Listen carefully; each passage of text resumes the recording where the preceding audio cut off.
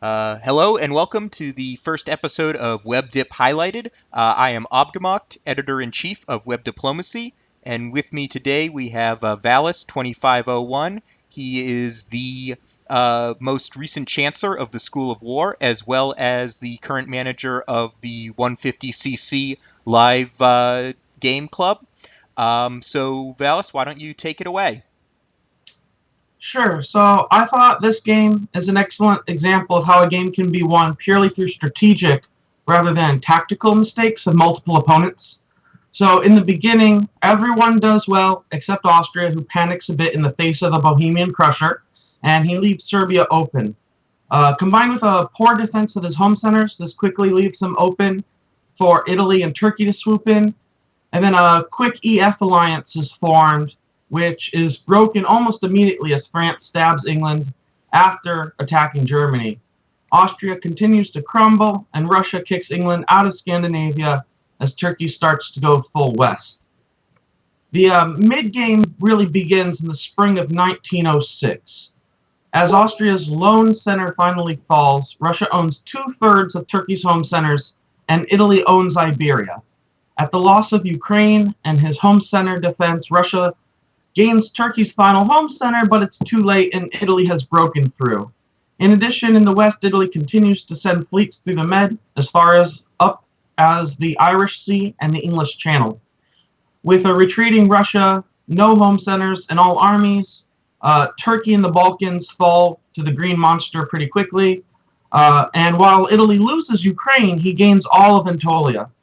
France is finally finished off by the newly formed English-German alliance, but Italy's fleets in and past the mid-Atlantic Ocean, they present a formidable solo threat that's hard to contain.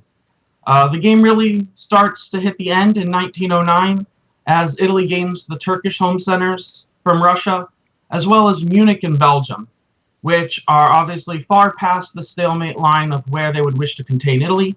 Although he'll swap around these centers for others in the coming years, a combination of the southern half of the board and too many units behind enemy lines allows Italy an absolute victory in the fall of 1911.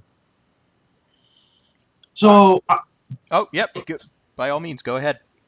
well, I was going to mention, that I said this was a game of lost strategies, not necessarily lost tactics. So, where I would normally give a worst move, I'm just going to go over how each country did and what normally would lead to their downfall in such a game. So Turkey and France are the main culprits here, but I would consider Austria and Russia performing subpar as well. So England made a forgivable mistake in that England should have stopped attacking Russia long before he did. Although I admit it seems like the squabbles between them were more mutual rather than one-sided on England's part, gaining Norway was not worth losing the entire game to Italy, right? He could have stopped that war and helped both himself and Russia against the solo threat much earlier than he did. Germany played decently, a combination of factors of not only decent play, but being farther away from Italy and actually defending against Italy when the time came, put some at the higher levels of players that lost in my book. As far as those who actively lost, really, Russia was far too indecisive in the early game to truly benefit from Italy's strength and sharing the spoils of Austria and Turkey. Specifically, I do not approve of putting an army in Galicia, but taking Romania with the fleet, and then not building in Sevastopol. So, if you're trying to choose to ally with Austria, that's fine. But not giving yourself an attack on Turkey or a part of Austria until the spring of 1904 meant that Russia was unfortunately far too late and spread too thin when he was also engaging in a war in the north. So even though he gained, say, all of Turkey's home centers and had a considerable center count at one point, it was never a strong position for him. Austria defended Trieste rather than taking Serbia and Greece in 1901, which I strenuously disagree with. It's better to take Serbia and Greece, even if that means losing Trieste, because your fleet cannot help you in the defense against the Bohemian Crusher. With Serbia and Greece, you can have Budapest support Vienna and Serbia support Trieste and last quite a bit longer. At least there's something in the status quo to change. And even if Italy takes Trieste in 1901, if you have Greece and Serbia, you still have three armies surrounding Trieste, and you're still in a position to fight back. So as far as Turkey's worst moves goes, I'll stick with brevity and say that simultaneously trying to fight Italy and Russia is not a good idea, and he paid dearly for it. Finally, I think we have one of the worst culprits, which is France. Some may disagree with France building two armies in the fall of 1901. I actually think that's fine, especially because Spain was still neutral. So he had a guaranteed build which can become a fleet, which he did use that strategy. But specifically, he had a suicidal and just defeated acceptance of Italy taking all of his centers, not even attempting to fight back, and that lost the game both for him and for a lot of other people. So as far as worst moves go, I think that hit mostly everyone. But again, it's mostly long-term strategy decisions rather than, minute tactical decisions. Okay, and what about for best play? For best play, obviously it's going to be from Italy this game, and I would have to say it happened in the fall of 1904, where he moved his fleet in Naples to the Tyrrhenian Sea and his fleet in Tunis to the Western Mediterranean. I think it shows a boldness and a confidence to know that Turkey is a handleable threat, something that he doesn't have to fear, even with Turkey having a fleet in the Adriatic Sea, and that the low-hanging fruit of Iberia should be sought as soon as possible without fear. Again, it's more the strategic choice, but I think that really shows what kind of player Italy was and that he deserved his win through and through. Yep, definitely a lot of forethought there. Now, I wasn't going to toot my own horn, but since we happen to be on the same year, I will say that I was pretty proud of myself when in Finland I was able to sneak into Sweden with Russia expecting me to either bounce him in St. Pete or Norway. I wasn't going to bring it up, but since the map's right in front of us. I wasn't going to bring it up either, but I almost listed England's worst move as not disbanding Finland to show signs of peace. Yeah, well, so I will agree. I definitely attacked Russia for much too long, but I think at this point in the game, there wasn't enough sign of a solo threat. Fair enough. But I do agree. I should have stopped attacking him long before I did. Well, thank you for your expert analysis, Valis, and coming up, we're going to have an interview with the winner of the game, the Czech himself. So stay tuned. Welcome back. And next up, we have C. Steinhardt. He's one of the top 10 rated players on the site based on Ghost rating. So thank you for coming in. And what are your thoughts on this game? Yeah, thanks for having me. So I think one of the things I want to highlight comes from the opening, where a little bit uncommonly for a gunboat game, it seems a lot of powers decided they were really going to lock themselves into one particular strategy in the opening very hard. So for example, France in 1901 entirely commits to taking Belgium, gets it and builds two armies. What this means is that there's essentially no hope of France fighting a war with England. Either England's going to support him against Germany and it's a winning war and he's made a great ally, or it fails and England decides to come calling and the one fleet can't defend anything against two British fleets. So similarly, England committed hard to Scandinavia. Germany also built two armies. So Germany committed hard to a war with France. Italy committed hard to a war with Austria, right? Italy, who ends up winning the game, is a three-army, one-fleet Italy. If he simply fails to get a build out of Austria, and Turkey sends his two fleets toward the Ionian, Italy's going to entirely collapse. So these are high-risk, potentially high-reward strategies. My experience in gunboat has been that often it's desirable to be able to react to what's happening on the board. So I often tend to prefer more of a mixed strategy. But in this case, what we see is for the Italian, it worked out beautifully. He ended up winning the game. For most of the others, they actually kind of got locked into a position where they were forced into a war. They couldn't abandon that war, and they didn't really have the possibility to turn around. So for example, if you look at the position at the end of 1904, right, Italy decides to come west in what ends up being a decisive winning move. And you suddenly look at the board and realize, wait a minute, Italy has three fleets.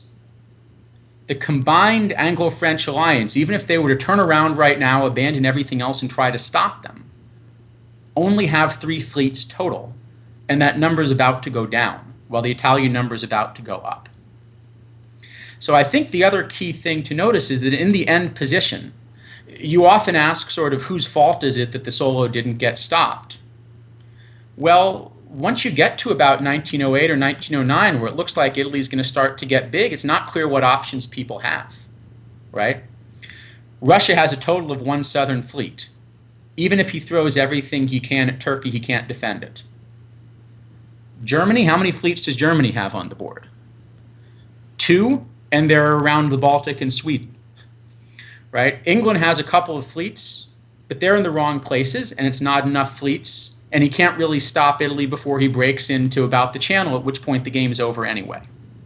So it's not as much clear that sort of somebody really made a mistake and stopped the solo, as that everyone locked themselves into a strategy where once things went wrong, the options didn't remain, with the exception of Italy, who locked himself into a strategy which turned out to win. Yeah, and I have to say that this point you bring up about locking yourself into a strategy is interesting for me as somebody who doesn't play much gunboat and typically relies so much on diplomacy to accomplish what I do, that I almost went into the game thinking, okay, I see an opportunity in Scandinavia. I'm going to go 100% to Scandinavia in the hopes that I can show my neighbors with my units, this is my plan, you don't have to worry about me. But like you said, it ended up having me way overcommitted in the north so that I couldn't come and help in Iberia. And similarly with France, he just wasn't prepared to defend against Italy. So it was, you definitely have to be careful about that. So there's a good question then, is as a player, right? Who do you feel kind of made the mistake that allowed the solo? Is there someone you put the blame on? Yeah, I mean, I feel a little responsible myself for sure for spending so much time in northern Russia. I think that maybe if I had backed off earlier, maybe Russia would have been able to dedicate more units to the south. But I also, I feel I'm certainly a bit biased here, but I feel that France, by picking a war with me when I was clearly interested in Scandinavia, and picking a war with England when he only had 1 fleet, kind of weakened us both and opened up this Western front that Italy eventually needed to win. Yeah, I think it's tricky because if I ask sort of when should England have backed off Russia, okay?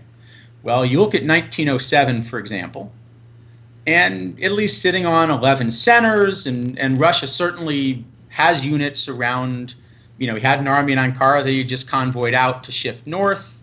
Certainly Italy could have been stopped at that point. It was natural to think it'll be a 3 or 4-way draw with England and Germany and Russia and Italy, or maybe one of those powers collapses. So certainly there was no reason to feel the war had to stop at that point. And then suddenly by about 1908 or 1909, sort of everything went wrong and it's too late. Yeah, I definitely had that feeling of everything was good to, oh my gosh, Italy is soloing and nobody can stop them. And I wasn't sure if it was my own tunnel vision, focused in Scandinavia, or if the map turned just that quick. Yeah, the map turned very quickly, but then also Italy had the right composition of units and kind of everybody else didn't.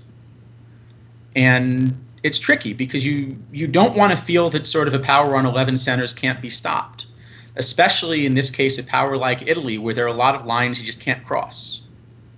And yet, as it turned out, by the time you turned around, and I probably wouldn't have turned around until around when you did, but by the time you turned around, it's too late. So I think the other part of this that we should recognize is that the Czech made a couple of really clever decisions in there, right? One of the things that makes Italy such a tough power to play is the enormous distance, right? If you look at the situation around, say, 1907, right? Italy's fighting for the mid-Atlantic. Italy's fighting for Smyrna, right? These are 3 game years away from each other in terms of movement. So any unit that you're going to get to one front is never getting to the other and vice versa. You have to figure out really, in some cases, 2 years ahead of time where every unit's going in order to be effective. And the other reason the game turns so quickly is that the Czech got it completely right. And that's not an easy thing to do. When you do it right, it really looks effortless, and he should get really high marks for that. So I was really pleased to see there's a high standard of play in this first game, and I look forward to seeing the next couple. All right. Well, thank you very much for taking the time to give us your thoughts. And next up, we actually have an interview with the winner, the Czech himself. So